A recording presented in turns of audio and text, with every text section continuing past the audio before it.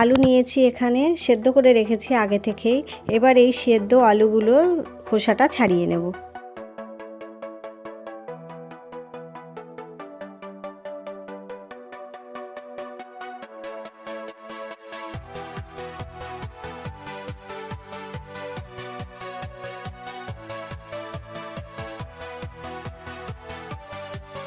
এখানে আমি কড়াই গরম করে নিয়েছি। এবার তেল দিয়ে দেব 2 টেবিল স্পুন মতো।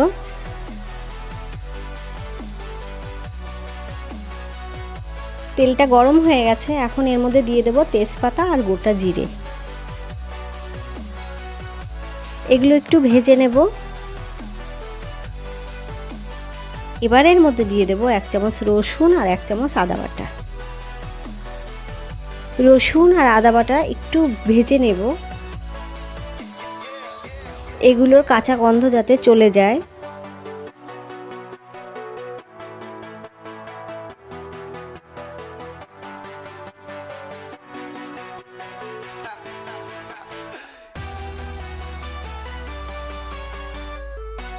খুব ভালো করে আমি রসুন আর আদাটা ভেজে নিয়েছি। এবার এর মধ্যে সেদ্ধ আলুগুলো দিয়ে দেব।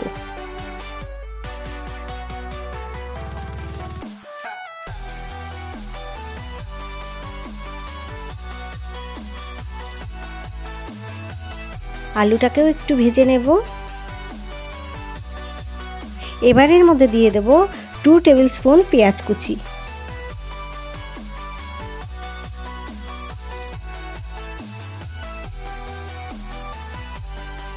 পেঁয়াজটাকেও একটু ভেজে নেব।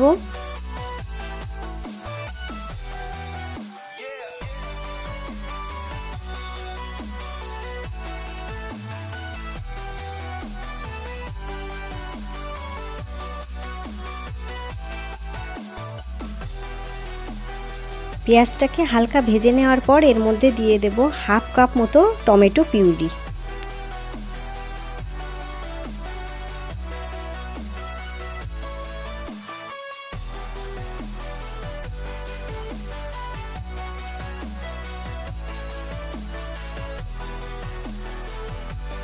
টমেটো দেওয়ার পরে একটু কষিয়ে নেব। এখন এর মধ্যে দিয়ে দেব 1 টিস্পুন জিরে গুঁড়ো, 1 টিস্পুন ধনে গুঁড়ো, 1 টিস্পুন হলুদ গুঁড়ো। এইগুলো দেওয়ার পরে খুব ভালো করে আমি কষিয়ে নেব মশলাটাকে আলুর সঙ্গে।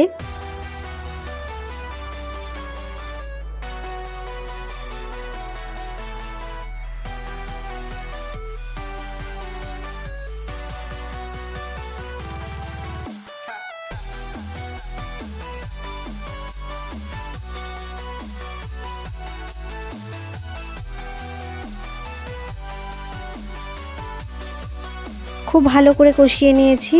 এখন এর মধ্যে দিয়ে দেব 1/2 টিস্পুন কাশ্মীরি লঙ্কার গুঁড়ো, এটা কালারের জন্য দিলাম।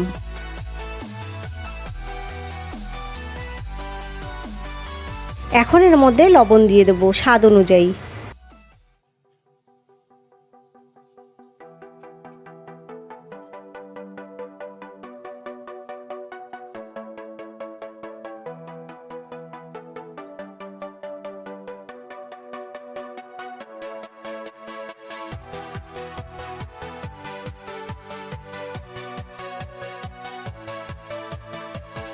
দিয়ে দেব 1/2 টিস্পুন গরম মশলা। অনেক ধরনের আলুর দমই তো খান, এভাবে একবার করে দেখুন, আমি বলছি অসাধারণ লাগবে।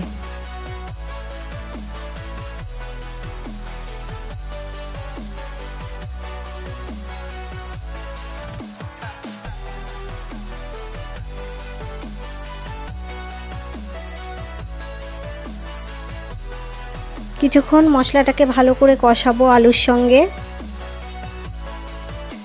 এবার দেব 1 টেবিল স্পুন মতো টমেটো কেচাপ।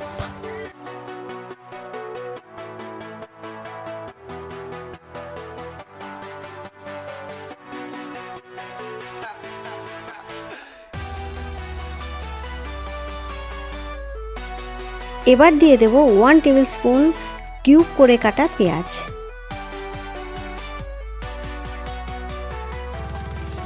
আর 1 টেবিল স্পুন কিউব করে কাটা টমেটো।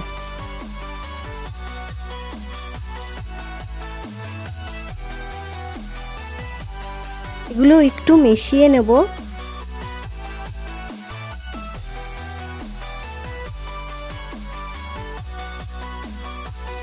এখন দেব 1 টিস্পুন মতো লঙ্কা গুঁড়ো। আপনারা যদি আমার চ্যানেলে নতুন বন্ধু হন তাহলে অবশ্যই আমার চ্যানেলটিকে সাবস্ক্রাইব করবেন। আর হ্যাঁ, লাইক কমেন্ট শেয়ার করতে কিন্তু একদম ভুলবেন না।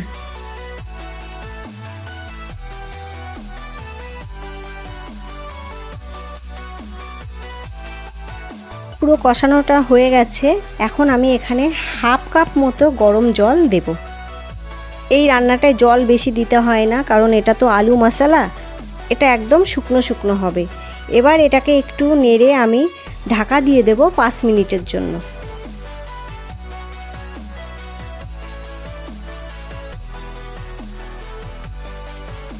5 মিনিট হয়ে গেছে, ঢাকাটা খুলে দিলাম। দেখুন কালারটা কি সুন্দর হয়েছে।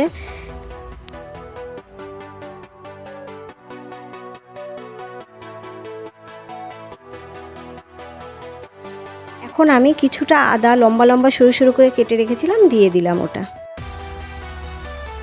আর দেব 2টো চেরা কাঁচা লঙ্কা। এইভাবে আদা দিলে রান্নায় এত ভালো লাগে খেতে, আপনারা একবার খেয়ে দেখুন, দারুণ লাগে। এবার দেব আমি কিছুটা পরিমাণে ধনেপাতা কুচি।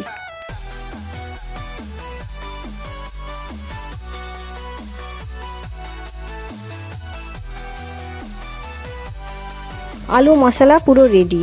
এইভাবে একবার খেয়ে দেখুন, অসাধারণ লাগে। এটা লুচি, রুটি, পরোটা সব কিছুর সঙ্গে ভালো লাগে, তবে গরম ভাতের সঙ্গেও ভালো লাগবে। আমার ভিডিওটা দেখার জন্য আপনাদেরকে অসংখ্য ধন্যবাদ।